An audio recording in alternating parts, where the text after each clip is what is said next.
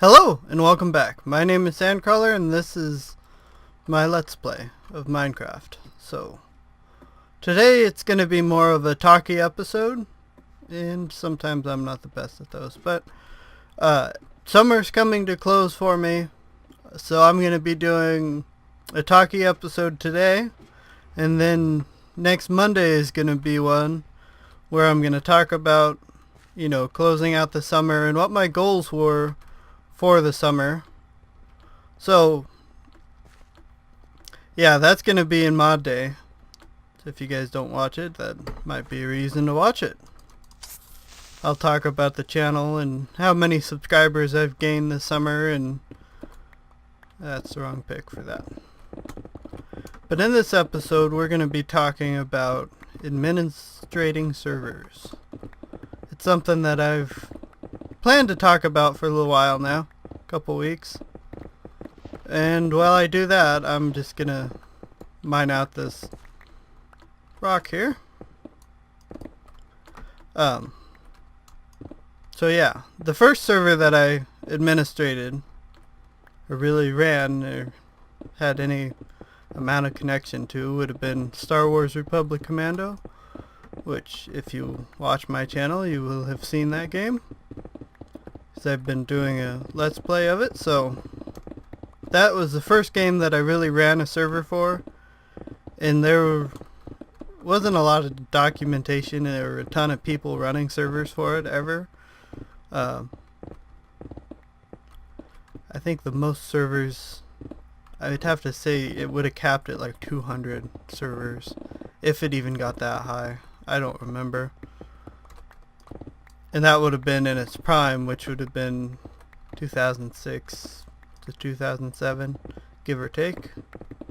It's now there's like 13 servers is all. But that server ran on the Unreal Engine, and so you had a whole bunch of settings and controls that you could do. Even more so if they hadn't messed up some of the stuff, but they'd restricted some of it just in the Republic Commando engine that I think later people found out how to do anyways, but I never got to mess with any of that, like voting, or I think someone had the web control panel working. So that was my first experience running a server, and it was a dedicated 24/7 server, just like this Minecraft one. And so it wasn't, I paid monthly for it, or my clan did, I don't remember. I think I did both at different times, as I had an independent server, and then Defenders of Sovereignty had a server for it that I helped run anyways, but there were several people who had access to that one. My big thing in there was custom maps for multiplayer, especially Capture the Flag. That's still one of my favorite game modes, even though nobody does it right anymore. So that was the first game that I can really remember running a server for. I would have been in, 13 or 14, maybe 15, somewhere in there, in that range of years. Before that, I'd been playing games online since 2003. I started with Star Wars Galactic Battlegrounds, which is basically Age of Empires 2, just with Star Wars. And I had a lot of fun in that game, but you didn't really need a server for it, as it was more just a local host kind of game. Playing, I think 12 people maximum. And your ping didn't matter so much in there because, it was a strategy game, so. The next game, and these next two are actually, they're really close, so I don't know exactly which one I started first. I don't remember. But one I actually still run while doing Minecraft even. even though I don't particularly play the game anymore. And that would be Killing Floor. I ran actually I think I had 4 servers at one point, all dedicated up 24/7, because I run a website called Unreal Modders Haven. It's mostly for Republic Commando, but we tried to go into Killing Floor when it had just come out, but didn't really ever take off like we had hoped. The download section still gets a lot of use, but so I ran 4 servers at one point for it, running different mods and different maps, and it again ran on Unreal Engine, and it didn't have anything locked off this time. So we had access to the web control panel, and we could do the redirect downloads, which makes it so that you offload the server so that the server isn't uploading to people. So it's nice to be able to do that, because then you're not using server resources to send a map to someone. But you want to be able to send the map because, well, you want other people to play your custom maps. So that's the surefire way to do it. So I played that game for probably 2 years solidly. Lately I haven't played it at all, but I still have 2 or 3 servers for it.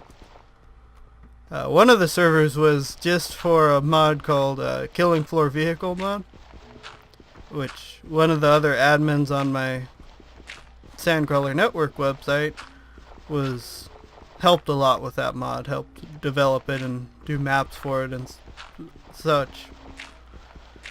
And so I got a server for it and had that set up, and some people played it. It was in a weird location, but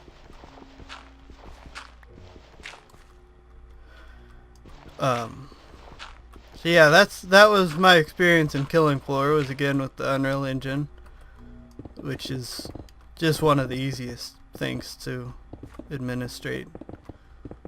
Unreal Engine makes it really easy for when you need to rotate maps or kick people or upload maps, whatever. It's all super easy with Unreal and other engines. I mean, Unreal's not the only one. But the next server that I ran is pretty much unrelated. It's not Unreal Engine powered.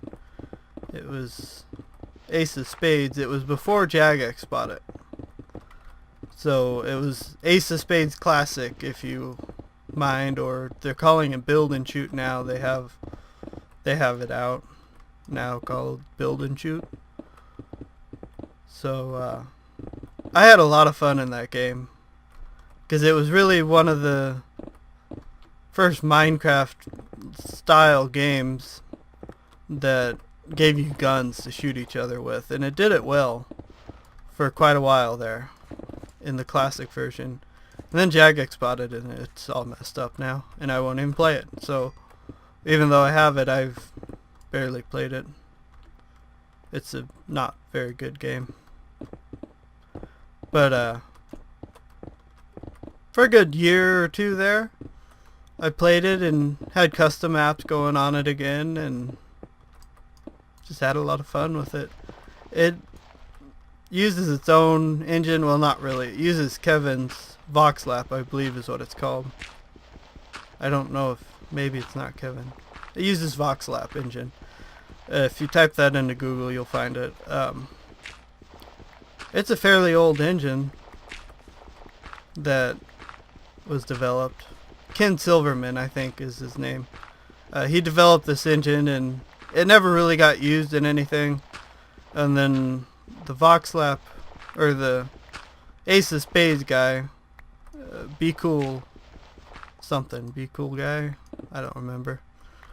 He started using the engine and developed Ace of Spades, which really took off, and then Jagex bought it and ruined it, and now we're stuck with the Call of Duty clone with blocks.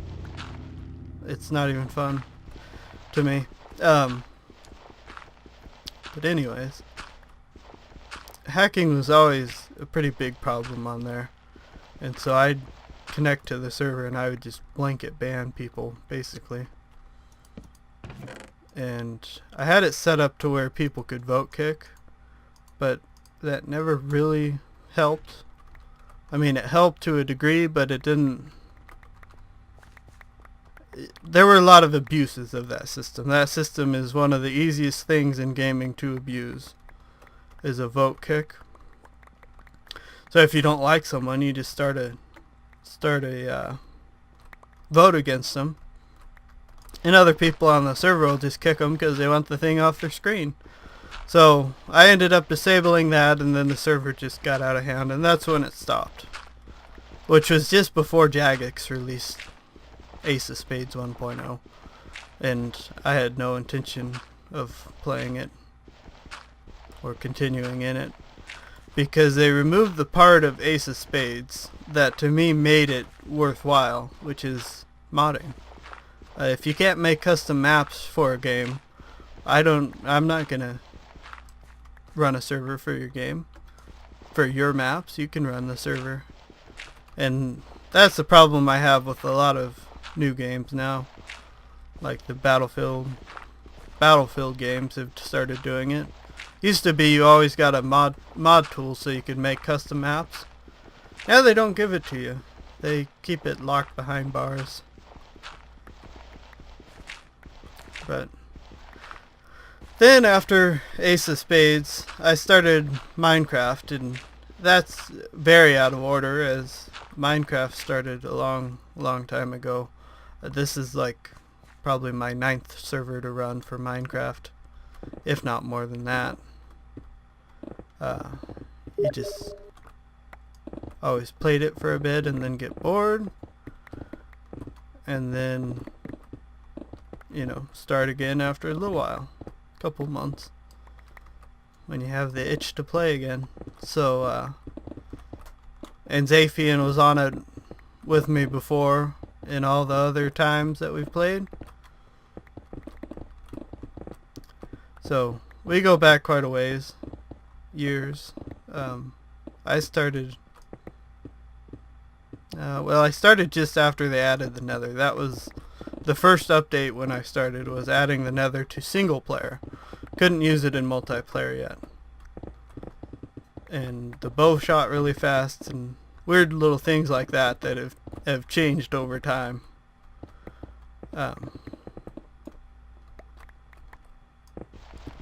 So yeah, Minecraft isn't too bad to run most of the time, especially when you run Bucket, which is a alternative server backend. It gives you a lot of tools, and you can do plugins, and well, you guys are watching Minecraft, so I assume you know all about Bucket, at least to some extent. It's what adds some of the plugins that'll let you warp around on certain servers, or on here we have the Creeper Hill one that'll fill in the holes.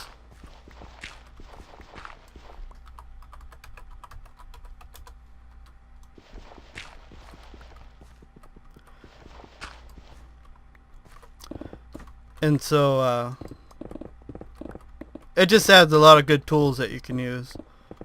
But Minecraft is a game that you're more personally connected to every player on the server. So when you have to get rid of someone, which we recently did on here, it tends to be taken personally.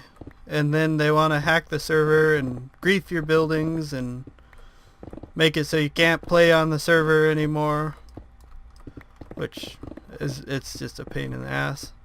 It's probably Minecraft, I have to say, is my least favorite game to ever be an administrator on a server for, because it's such a personal connection if you actually play the game on the server, that you I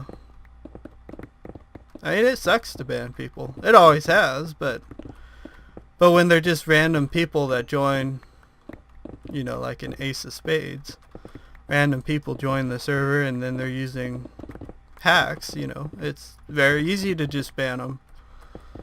But here, when someone is, I mean, I don't necessarily care if people hack on the server. Well, not hack. Hack's not really the right word. If they're using like the X-ray machines, I don't care. You know, that's something that Minecraft is a game and Mojang is a developer of that game should fix if they don't want it in the game. And so I don't take it upon myself to enforce that.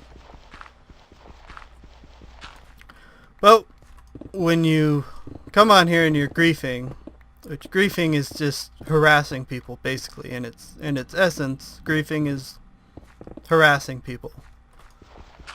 And so we had Boss TV on here, or Smite-a-Claus, and we gave him 3 chances, and he blew through all 3 chances. The first chance he got was, first strike against him was on Feed the Beast. And then on here he stole a horse from YPZ, one of our German players. And then the last strike was when he was griefing Andale. And so we let him go, right?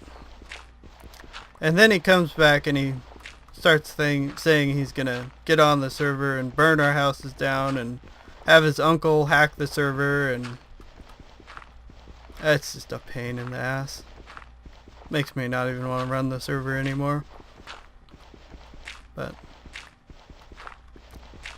it makes you want to be really picky about who you let on the server. Like, extremely picky, to the point that almost nobody can get on the server. And I think that's why there are so many servers that are that way. That, you know, nobody can get on hardly. They open applications, but, you know, they don't know what they're looking for. And then they take someone completely different. But that's how it goes with Minecraft. Banning people is not a fun venture. So yeah, I don't know if I would give a chance to a younger individual. You know, Boss claims he's 14, but on TeamSpeak he was telling us one time that he was 11. He said 11 was his age, so I lean towards him being 11 and not 14. So that's my thoughts on that, because he acts more like an 11-year-old. And I feel that we gave him enough chances, for sure. I mean, we gave him 3 chances, and he just never got it. So now he's gone, and good riddance. But I just wish he would leave us alone. He's been bugging Kieran, and he's gotten on the server on different accounts, or on his brother's account, and it's just been a pain. But he just outweighed him, and eventually he'll go away, I think. So, but I can tell you, I wouldn't give him a chance again. And that's where, you know, he's kind of screwed anyone his age, because I don't think I would give them a chance. Anyone under 16, I don't think is ever going to have a chance on the server again. And sometimes even then, I don't particularly care for having 16-year-olds or 17-year-olds on the server.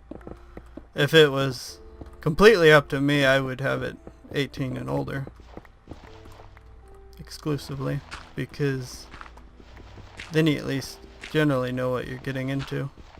But it's not up to me, so we're going to call this an episode. I know all I've done is dig. It was mostly a talky episode, so hopefully you found the topic halfway interesting on running servers. I've ran a bunch of them, so there was a stint where I actually had my own dedicated server, but it's expensive to do that, so I didn't have it for very long. But that was fun while it lasted. I'd like to get another one, because it And in the long run, it would lower your costs for what you can run. But they're very expensive. So yeah, we're going to call this an episode, and thank you guys for watching, and I will see you guys next time. Bye.